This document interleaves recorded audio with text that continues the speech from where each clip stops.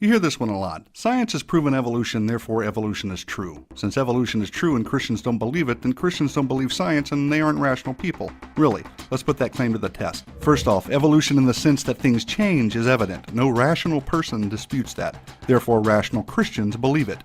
We can observe change, but evolution in the sense that life came from non-life and then that life began to randomly generate new genetic information and over time it eventually produced humans is something entirely different and something that quite honestly doesn't hold up against science. In other words, evolution in the sense of molecules to man is not scientifically plausible and therefore should not be viewed as scientific fact. Quite honestly, it is in great opposition to science, that is, observational science, the kind of science we can test and repeat and use our five senses to understand. Science demonstrates that over time, living organisms lose genetic information. They don't gain it. That same science demonstrates that life doesn't arise from non-life. Follow along if you would. Fact 1. There is no known observable process by which new genetic information can be added to an organism's genetic code.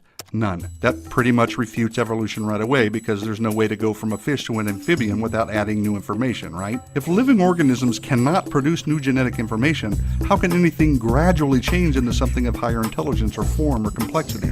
That is, how can anything evolve from an amoeba to a man without adding new genetic information? The answer, of course, is that it can't. Plain and simple. Now, some have speculated and they have imagined all kinds of things and they brought in artists to produce creative renderings based on guesses, and they have been successful in telling a very convincing story that humans evolved from ape-like creatures. But those are just drawings, people. They're just stories. But what we really observe is humans are humans and apes are apes. Now, if fact 1 buried evolutionary thinking deep into the Precambrian soil, this next fact, fact 2, tosses so much sediment on it that not even the greatest team of paleontologists with the latest subterranean gizmo could dig up the remains. Check this out. Never, again, never has it been observed that life can come from non-life. So here are two major scientific evidences against evolution. I reiterate for clarity, life has never been observed to come from non-life, and there is no known, observable process by which new genetic information can be added to the genetic code of an organism. So, molecules to man evolution doesn't really make scientific sense. Yet we are all here, and life is all around us in various forms. Although evolution cannot account for this, the Bible can. The Bible reveals that the all-powerful, all-knowing, supernatural God created the heavens and the earth out of nothing, and all life according to its kinds, that is, each with its own set of genetic information.